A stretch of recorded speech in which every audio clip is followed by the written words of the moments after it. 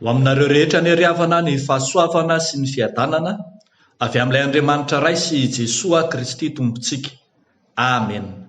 Hivavaka isika. Misaotra anao sy mideranao izay ry Andriamanitra ny fahatsarana rehetra.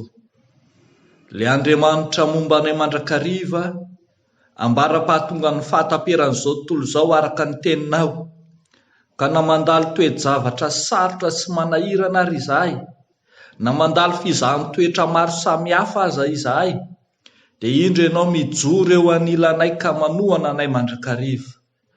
Fantatray fa tsy manary anay mandrakizay ianao, fa te hamonjy anay kosa ka manolotra ny Jesosy Kristy zanakao ho tompo sy mpamonjy n'izao tontolo izao. Misaotra anao izay Tompo fa manana anjara amin'izany fitiavanao izany, ary izany koa mbola hanomezanao ny teninao ho anay anio, ilay teny fiainana, ilay teny fanazavana, ny dianay. Koa ankehitriny ary mitenena indray ianao fa miaino izay mpanomponao, amin'ny anaran'i Jesosy Kristy tomponay. Amen. Ny bokin'ny Hebreo toko faha 12, andininy faha 17 hatramin'ny faha 19 no mofinaina voalahatra ho antsika anio riavana. Hebreo toko faha 12, andininy faha 17 hatramin'ny faha 19. Vakina amin'ny anaran'i Jesosy manao hoe: finoana no nanateran'i Abrahama any Isaka raha nizahan-toetra izy. Eny, ny zanan'ilay tokana no naterin'ilay efa nandray tsara ny teny fikasana, dia ilay nilazana hoe avy amin'ny Isaka no antsoina izay taranaka ho anao. Fa nihevitra izy fa Andriamanitra dia mahay manangana ny maty aza, ary ohatra ny avy tamin'izany no nandraisany azy.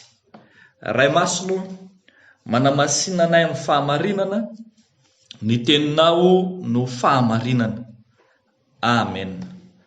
Manohitra antsika riavana ny fandiniana ny loha hevitra hoe mampiorina ny mino ny fizahan-toetra, ary izany fizahan-toetra tao amin'ny Abrahama mpanompon'Andriamanitra, izay rain'ny mino, izay rain'ny teny fikasana, patriarka lehibe hitantsika any amin'ny testameta taloha, tarafina ato amin'ny testameta vaovao, ato amin'ny bokin'ny Hebreo no andeha ho jerentsika anio. Ny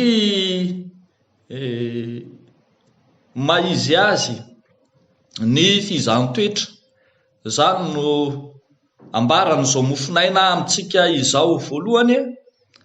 Ny fizahan-toetra dia mamelona finoana.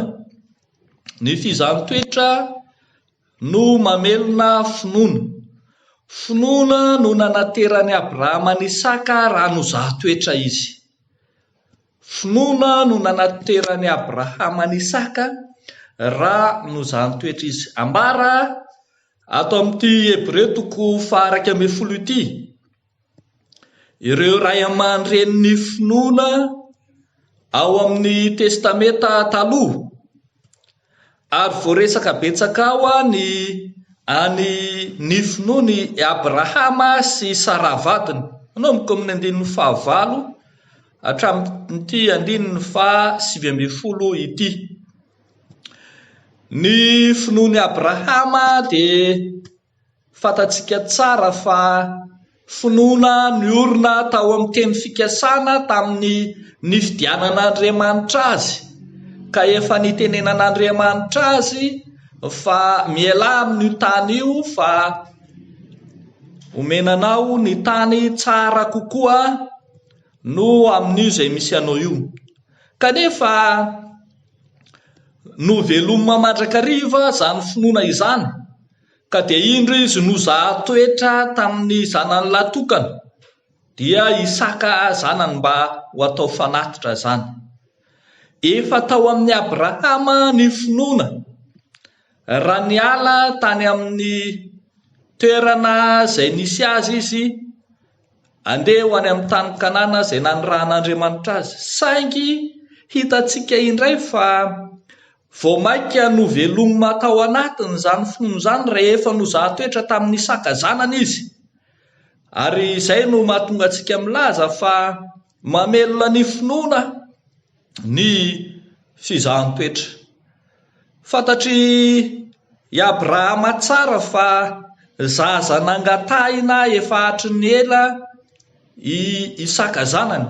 Fantany fa tiany dia tiany io, kanefa nomeny Abrahama lara-pahamehana kokoa ny baikon'Andriamanitra noho ny fitiavany zanany, ka dia nanatitra izany tsy tamin'ny fisalasalana izy. Rehavako malala ao amin'ny Tompo, tsy finiavana hanatitra ny zanaka ho atao fanatitra loatra no zava-dehibe eto, fa isika mahita fa raharan'ny Baiboly aza izany ao amin'ny testamenta taloha ny fanaovana zanaka hosorona. Saingy misongadina eto kosa ilay finoana feno fankatoavana an'Andriamanitra tao amin'ny Abrahama, mikolokolo ny fankatoavany sy ny fanantenany tao amin'Andriamanitra. Ity fanaterany Abrahama any Isaka ho fanatitra ity. Rehavako malala ao amin'ny Tompo, tsy hoe no zahatoetra fotsiny i Abrahama, fa vao maika koa aza nahazo tombony ny amafy ny finoany an'Andriamanitra. Azo ambara arak'izany fa lalana hanamafisana ny finoan'ny mpino ny fizahan-toetra tahaka izao, ary tena azo lazaina mihitsy fa ny mpino miorina amin'ny finoana dia tsy maintsy zahatoetra. Ny mpino miorina amin'ny finoana dia tsy maintsy zahatoetra, satria ny fizahan-toetra izay mandalo sy mitoetra eo amin'ny fiainan'ny mpino no mamelona sy manamafy hatrany izany finoana ao anatiny izany. Afaka mahery isika, afaka mitraka isika eo anatrehan'ny fizahan-toetra samy hafa izay manjoa antsika, satria ireny no mamelona mandrakariva ny finoana tsy ho faty ao anatintsika. Fa ny zavatra faharoa izay hitantsika eto amin'ity tenin'Andriamanitra ity rehavako malala dia ny hoe ny fizahan-toetra no maneho an'Andriamanitra mamelona fa tsy mamono. Ao anatin'ny fizahan-toetra rehavako malala dia hahatakatra mandrakariva isika fa ny antom-pisian'Andriamanitra dia ny hamelona fa tsy ny hamono. Eto raha nanatitra ny zanany ho fanatitra i Abrahama dia ny hevitra izy fa Andriamanitra dia mahay manangana ny maty aza. Andriamanitra dia mahay manangana ny maty aza hoy ny finoany Abrahama. Ao anatin'izany dia takatritsika ny hevitra tianambara fa tsy Andriamanitra hanafoana ny tetikasanao, tsy Andriamanitra hanajanona ny viana izay efa nieritreretinao akory no Andriamanitra mizahatoetra, fa ny mifanohatra amin'izany aza mba hahatsaratsara kokoa hatrany zany tetikasanao zany. Tsaroantsika ny tenin'ny Joba fahizay izay miteny manao hoe moa ny soa ihany va no raisitsika avy amin'Andriamanitra fa tsy ny ratsy koa. Kanefa ao anatin'izany dia ho takaritsika fa ay Andriamanitra mahalala ny hevitra heverana antsika io dia Andriamanitra hitondra fiadanana fa tsy loza.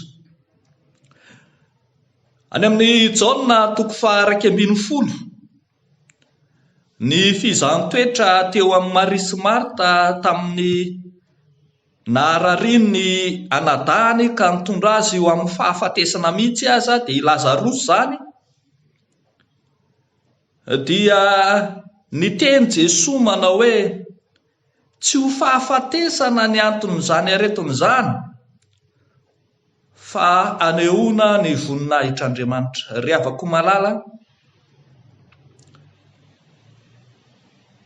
mpanangana fa tsy mandrava Andriamanitra, mamelona fa tsy mamono Andriamanitra, ka tsy izy Andriamanitra mihitsy velively no hamono any Isaka izay zanaka lahy tokana izay efa nangatahana, izay efa nomeny any Abrahama mpanompony.